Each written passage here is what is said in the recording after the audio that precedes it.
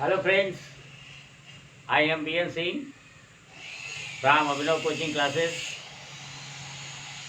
I have come to teach you English grammar, which is traditional, and I want to say something that due to several special requests and appeals of my ex-students and my present students, I am going to teach you on this YouTube channel.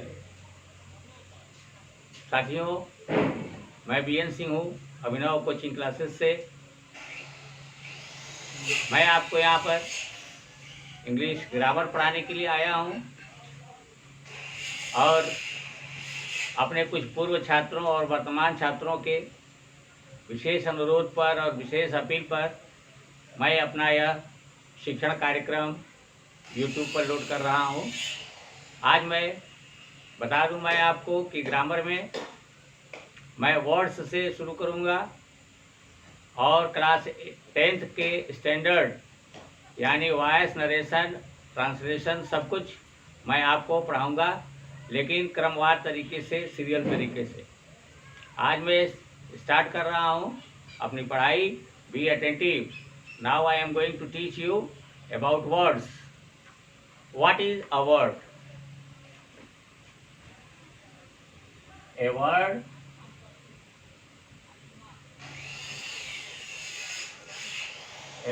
is a group of alphabets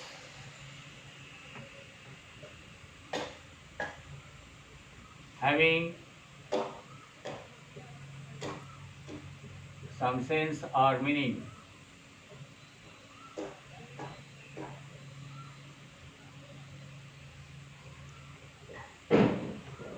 वर्णों या अक्षरों का वह समूह जिसका कोई अर्थ हो वही शब्द कहा जाता है। ऐसे एग्जाम्पल में हमने लिया E P N. These are the group of words, but they don't have any meaning, so they are not called words. No word. Now I am going to write P E N, and that is called pen, and pen has sense and its meaning, means a writing instrument, so pen is a word. Now I am going to teach you about the kinds of words.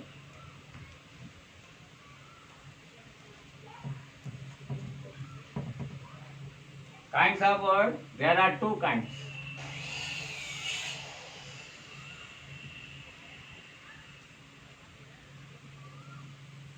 They are called transferable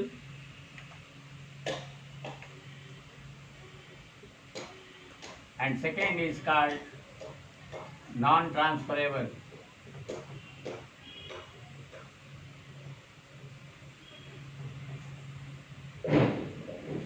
In Hindi it means vikari and avikari. विकारी means जिसका रूप और कार्य परिवर्तित हो जाए, whose form and action is changed.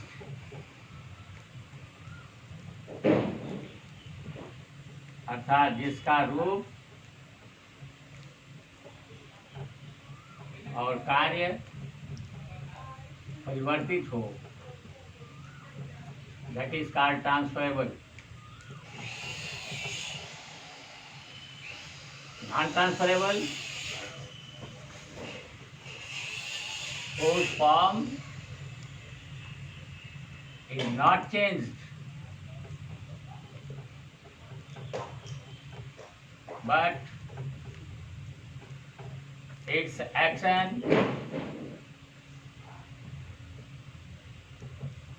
is changed.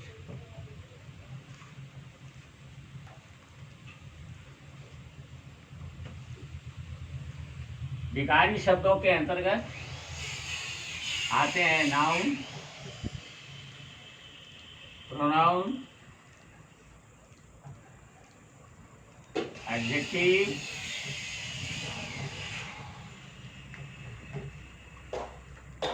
Verb and adverb. इनका रूप और इनका काम दोनों परिवर्तित हो जाता है। और विकारी शब्दों में आते हैं प्रीपोजिशन,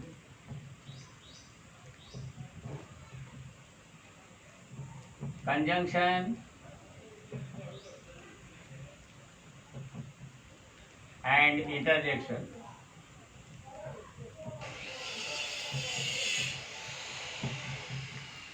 मैंने अपनी बात कहा कि जिसका रूप और कार्य परिवर्तित हो, रूप भी बदल जाए और काम भी बदल जाए, वही ट्रांसफरेबल या विकारी शब्द होता है। जैसे एग्जांपल में मैंने लिया आपके सामने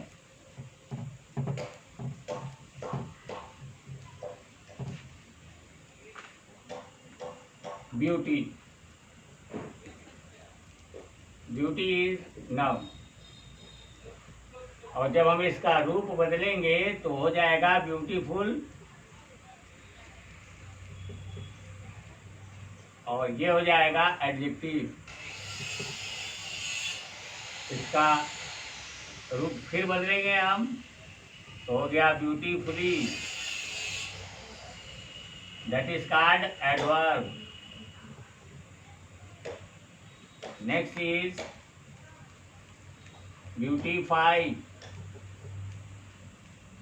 is verb, and beautification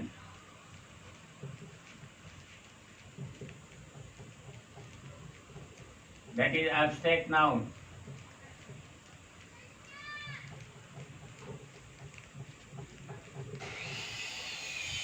आपने देखा एक शब्द जिसका रूप बदल गया, यदि ये नाउन के रूप में है तो नाउन का प्रयोग वर्ब के सब्जेक्ट और ऑब्जेक्ट के स्थान पर होता है।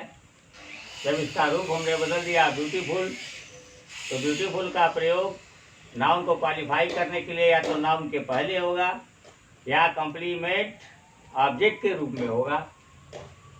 ब्यूटीफुली यह बन गया एडवर्ब, इसका रूप बदल गया तो इसका काम फिर बदल जाएगा।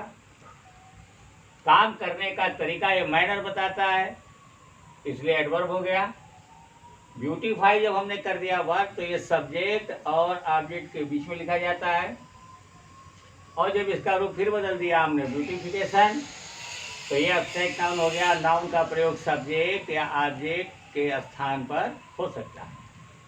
Now I am going to teach you about non transferable verb. मैंने आपको बताया प्रीपोजिशन,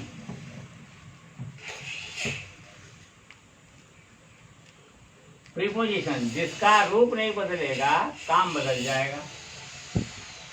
एग्जाम्पल हमने दिया the book is in the bag.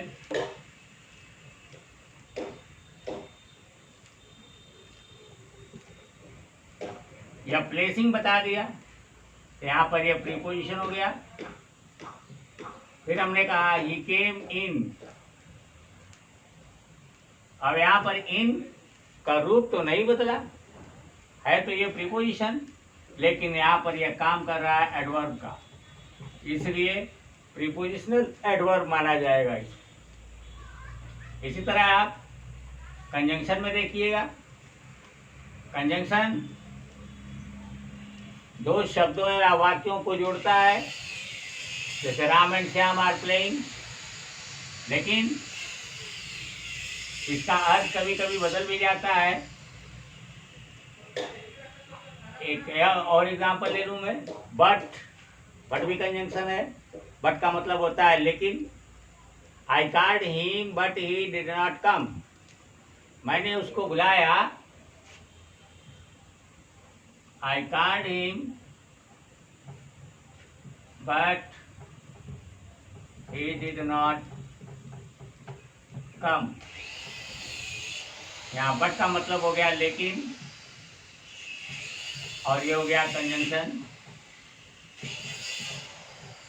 और ये बना दिया कंपाउंड सेंटेंस। एक और देखता हूं, there was none but wept.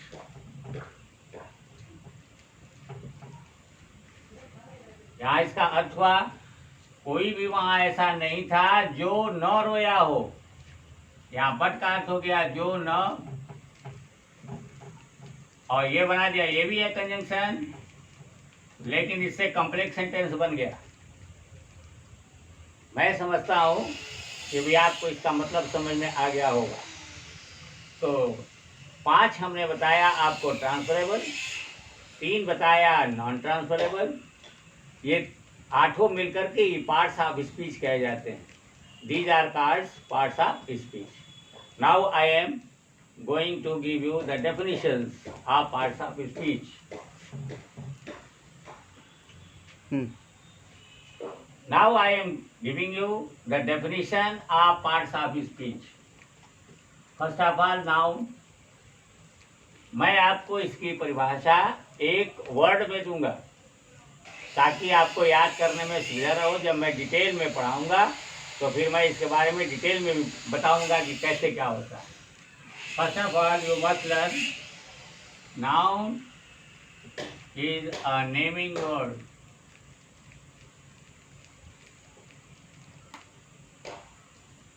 Second is pronoun is a substituting word.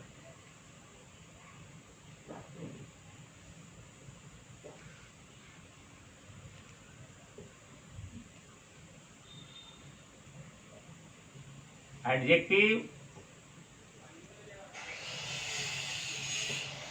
is a qualifying word.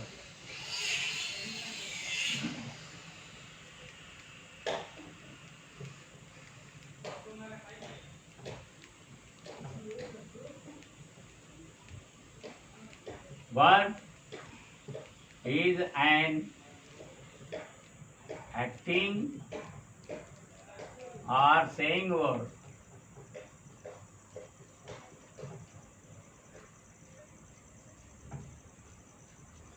Adverb is a modifying word. Preposition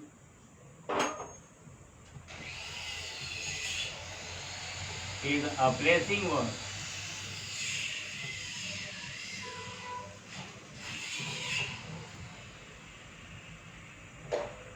Conjunction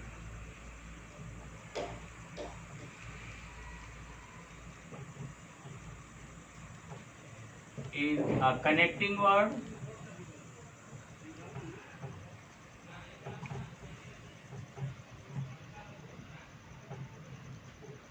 And interjection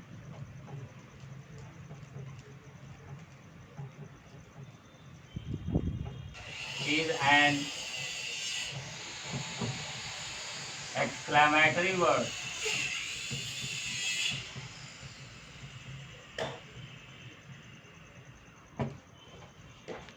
ये मैंने आपको डेफिनेशन दिया।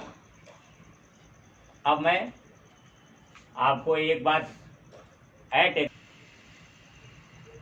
Noun is a naming word. किसी भी चीज का कोई नाम होता है, नाम वाले शब्द को ही हम लोग नाउन कहते हैं। प्रोनाउन ये सब्स्टिट्यूटिंग वर्ड, नाउन के बदले में आने वाले शब्द जैसे ही, शी, इट, दे आज को हम लोग सब्स्टिट्यूटिंग वर्ड कहते हैं। Adjective is a qualifying word, noun की विशेषता बताने वाला, नाउन को क्वालिफाई करने वाला शब्द एडजेक्टिव कहलाता है। और इसका प्रयोग कहाँ होगा मैं अगले क्लास में आपको बताऊंगा। वर्ब इज एन एक्टिंग और सेइंग वर्ड, काम का करना या काम का होना ही वर्ब है। Adverb is a modifying word, noun, pronoun और इंटरजेक्शन को छोड़कर बाकी सारे पार्ट्स ऑफ स्पीच की विशेषता बताने वाला, यहाँ तक कि अपनी भी विशेषता बताने वाला, इसके अतिरिक्त पूरे वाक्य की भी विशेषता बताने वाला ये एडवर्ब कहलाता है। Preposition is a placing word, या स्थान बताता है, पोजीशन बताता है, किसी चीज़ की पोजीशन है कहाँ, और यह हमेशा नाउन के पहले ही लिखा जाता है। Conjunction is a connecting word, दो या दो से अधिक शब्दों, वर्ड्स, फ्रेजेज, सेंटेंसेस, शब्दों, शब्द समूहों और वाक्यों को जोड़ने वाला शब्द कंजंक्शन कहलाता है। Interjection is an exclamatory word, यह विस्मयादिबोधक शब्द है, इसका कोई अर्थ नहीं होता है, लेकिन आपके मन में कोई हर्ष है, आश्चर्य है, दुख है, उस बात को व्यक्त करने के लिए, एक्सप्रेस करने के लिए हम लोग इंटरजेक्शन का प्रयोग करते हैं। तो डियर स्टूडेंट्स, आज की क्लास की पढ़ाई यहीं पर समाप्त होती है। मैं चाहूँगा कि आप इस वीडियो को अवश्य देखें, सब्सक्राइब करें, लाइक करें, शेयर भी करें, और यदि कोई कमेंट आपको इसमें या सुझाव देना हो तो यू आर मोस्ट वेलकम। आप अपने सुझाव मुझे दे सकते हैं। I shall consider it. Thank you very much. Have a nice day.